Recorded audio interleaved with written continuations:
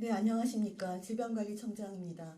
오늘 중수본회의에서 검토한 코로나19 4급 감염병 전환 및 2단계 조치 시행 논의 결과를 발표하겠습니다. 지난 6월 1일 위기단계 하향 이후 6월 4주자부터 7주 연속 유지되었던 코로나19 확진자 증가세가 8월부터 둔화되어 전주에는 소폭 감소세로 전환되었습니다. 또한 최근 코로나19의 주간 치명률은 0.02에서 0.04%대로 인플루엔자와 유사한 수준을 유지하고 있고 중증화율도 0.09%로 작년 여름철 유행 시기와 비교하면 질병 위험도가 크게 낮아졌습니다. 전 세계적으로도 아직 많은 코로나19 환자가 발생하면서 유행이 지속되고 있지만 대부분의 국가가 더 이상은 확진자 전수 집계를 하지 않고 일반 의료체계 내에서 관리하고 있습니다. 이제 코로나19는 24시간 이내 확진자를 모두 신고하고 광범위한 방역 조치를 지속하지 않아도 일반 의료체계 안에서 충분히 관리할 수 있는 질병이 되었습니다.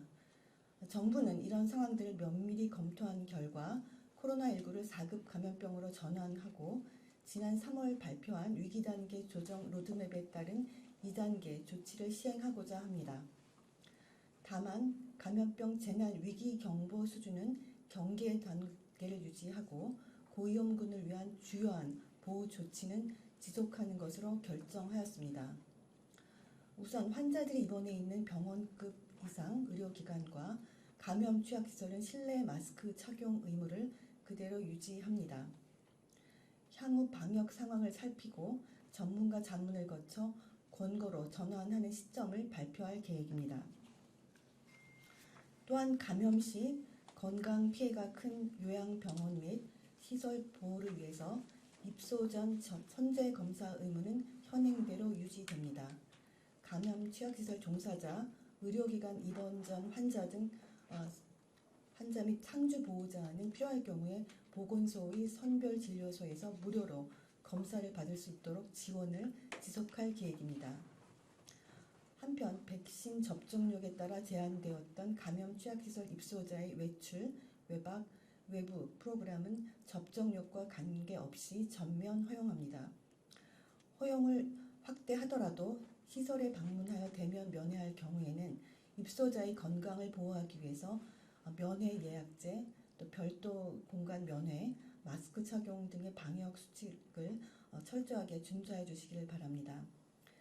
그 이외 의료 대응은 고위험군의 보호를 위하여 단계적으로 일반 의료 체계에 편입합니다. 원스톱 진료기관 지정을 해제하고 전국 모든 병의원에서 코로나19 외래 환자를 진료할 수 있도록 하며 재택 치료와 관련된 서비스는 종료합니다.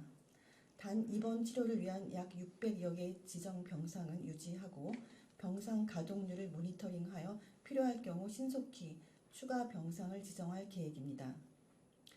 2단계 조치를 시행하더라도 고위험군과 중환자분들의 비용 부담을 줄이기 위해서 검사비, 치료비 지원은 일부 유지하겠습니다.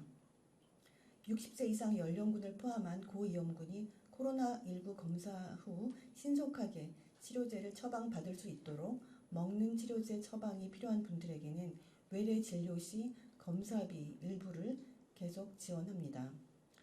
또한 보건소 등 선별진료소 또 당분간 계속 운영할 예정입니다. 코로나19 치료제와 백신 접종도 무상 지원을 유지합니다. 정부는 겨울철 유행을 대비하여 치료제를 추가로 구매하는 한편 쉽게 치료제를 처방 및 조제 받을 수 있도록 처방기관과 담당 약국의 개수를 현재 수준 이상으로 유지할 계획입니다. 고위험군을 보호하고 겨울철 유행에 대비하기 위해서 현재 유행 중인 변이를 타깃으로 올해 개발된 코로나19 백신을 신속히 도입해서 10월부터 접종을 시작하려고 준비하고 있습니다. 또한 고액의 진료비가 발생하는 중증 환자의 입원 치료비도 상당 부분을 올해 말까지 지원할 계획입니다. 그 이외에 격리 의무가 사라졌음에도 그간 유지했던 생활지원비와 유급휴가비 지원은 2단계 조치에 따라 종료됩니다. 코로나19가 4급 감염병으로 전환됨에 따라 감시 체계에도 변화가 있습니다. 확진자 모두를 24시간 이내에 신고하는 전수 집계는 중단하고 표본으로 지정된 의료기관 527개를 통해서 코로나19 양성자 감시를 시행하고 상세 분석을 해서 유행 상황 평가와 대응 정책 마련에 활용할 계획입니다. 2023년도 상반기 데이터를 시범적으로 분석한 결과 양성자 감시와 하수 기반 감시 등 다층 감시체계 운영을 통해서 유행 상황을 상당히 정확하게 파악할 수 있다는 것을 확인하였습니다.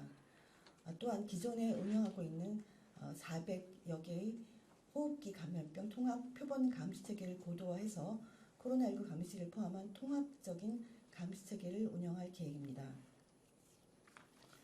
앞서 발표한 조치들이 시행됨에 따라 보다 완전한 일상 회복으로 한 걸음 더 다가갈 것으로 기대합니다.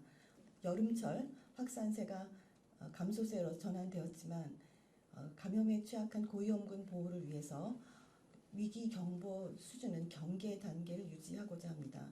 중수본과 방대본 그리고 지자체와 함께 현 상황을 안정적으로 지속 관리해 나가겠습니다.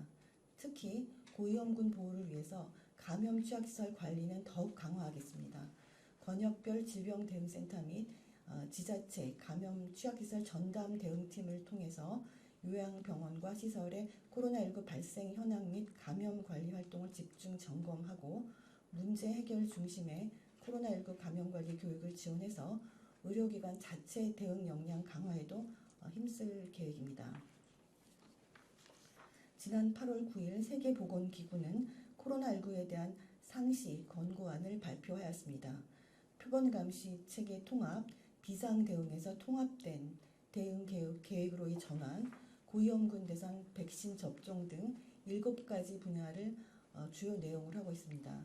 정부도 지난 5월 관계부처 합동으로 신종 감염병 대유행 대비 중장기 계획을 수립했고 WHO의 권고안의 내용들을 포함한 24개의 주요 과제를 담고 있습니다.